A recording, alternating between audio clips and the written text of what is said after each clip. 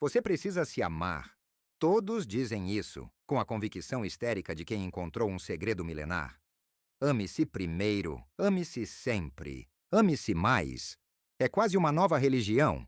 E a única penitência é sorrir no espelho até acreditar.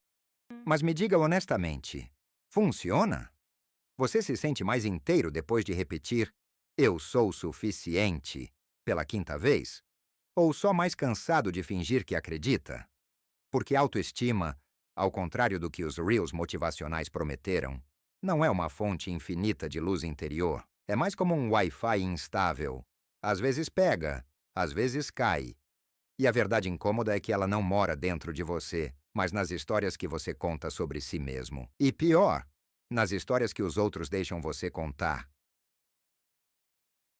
Autoestima virou um fetiche, não no sentido erótico, infelizmente, mas como esses objetos sagrados aos quais se atribui um poder mágico, o de resolver a sua vida inteira. Se você sofre, é falta de autoestima.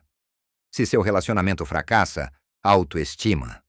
Se você não consegue se concentrar, se levantar, se expressar, autoestima, autoestima. Parece até nome de santo milagreiro. Mas ninguém te avisa que a autoestima não é um estado permanente. É um termômetro emocional que vive quebrando. E ainda por cima, mede o tempo com o relógio dos outros. Aquela sensação de se sentir bem consigo mesmo. Não é uma essência interna.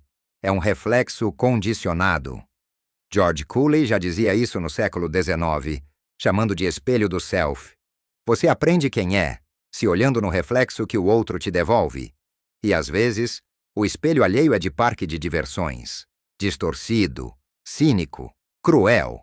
Mas é claro que a indústria do "se ame primeiro" não quer que você saiba disso, porque autoestima virou produto, não conceito psicológico. E quanto mais você sente que não tem, mais você consome. Frases motivacionais, vídeos de autoajuda, gurus de Instagram que acordam às 5 horas para meditar e te dizer que você deveria fazer o mesmo. Mesmo que seu único desejo às 5 horas seja continuar respirando em paz.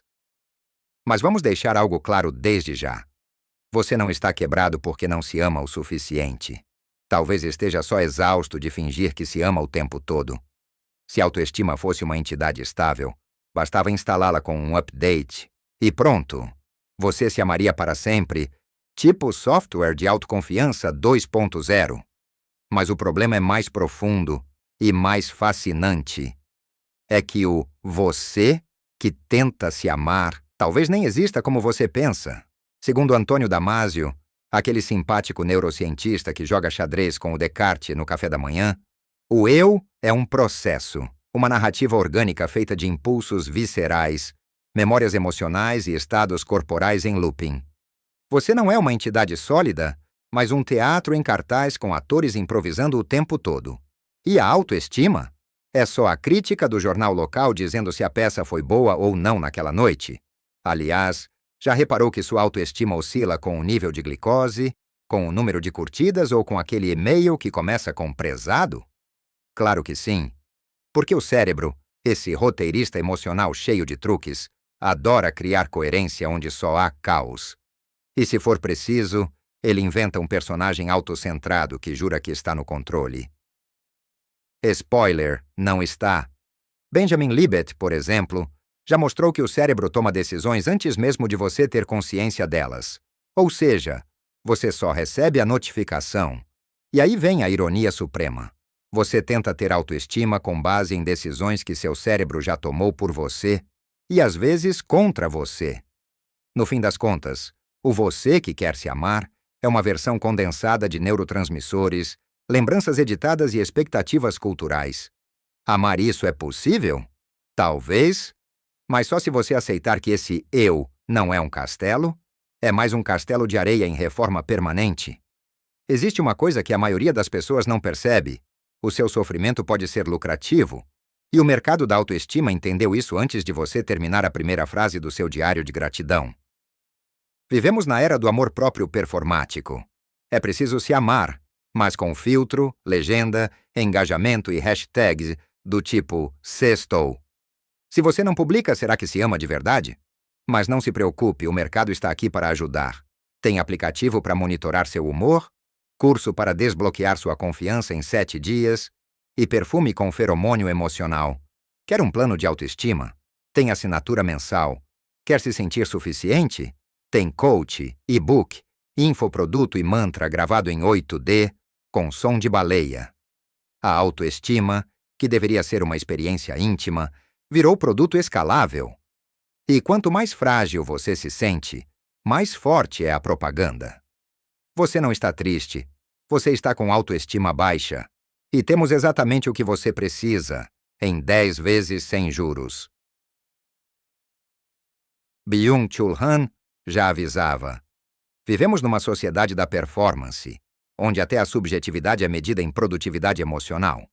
Se você não se ama, está falhando consigo mesmo. E o que era para ser um alívio, amar-se é suficiente, virou mais uma cobrança sufocante. Porque agora, além de trabalhar, estudar, fazer terapia, cuidar da pele, você também precisa gostar de si mesmo o tempo inteiro.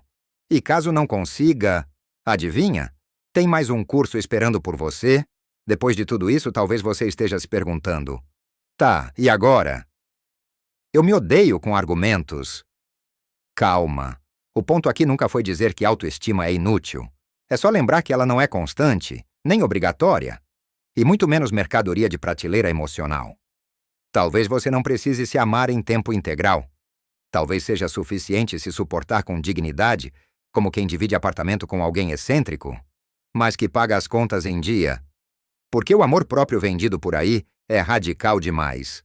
Amar-se incondicionalmente, intensamente, como se você fosse o protagonista de um filme motivacional, com trilha de Coldplay. Mas e se você só aceitasse quem é, do jeito que dá, com oscilação, ironia, vergonha alheia e uma boa dose de silêncio?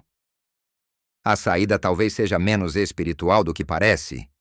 Consiste em parar de transformar cada falha emocional em evidência de fracasso pessoal e começar a ver a autoestima não como um troféu, mas como um termômetro que você aprende a ler e não a controlar. No fim, talvez não seja preciso se amar o tempo todo, mas apenas se conhecer o suficiente para saber que, mesmo quando não se ama, a vida continua, com ou sem hashtag.